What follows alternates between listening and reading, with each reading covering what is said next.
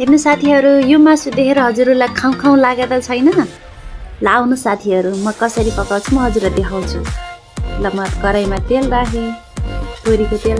म यी सामान रेडी पारिसकेँ, मासु पनि रेडी पारिसकेँ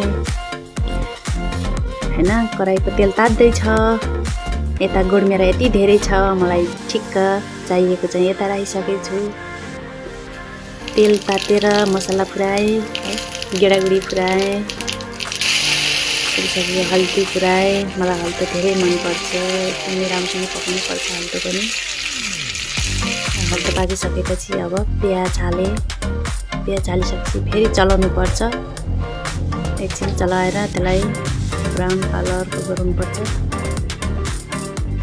त्यो पनि भइसक्यो। अब फेरि लसुन ससुन के छन् तिनी हालिसकेँ मैले, अझै फेरि पकाउनुपर्छ एकछिन। त्यसै गरी अब मासु राख्न लागेँ मैले। कुखुराको मासु मलाई त एकदम मनपर्छ, हजुरहरूलाई कस्तो लाग्छ? कुखुराको मासु हालिसकेँ है। अब यसलाई राम्ररी चलाउनु पर्छ, यसरी राम्रोसँग चलाउनु पर्छ। चलायो भने धेरै राम्रो हुन्छ। चलाइसकेपछि अब म मसला पिस्न रेडी भएँ। मसला पिसेँ। सिलौटमा मसला पिसेको धेरै मिठो हुन्छ, बसाउँछ। मासु पाकिसक्यो, कस्तो राम्रो देखियो। आहा, मगमग बास्ना पनि आयो। अब यसमा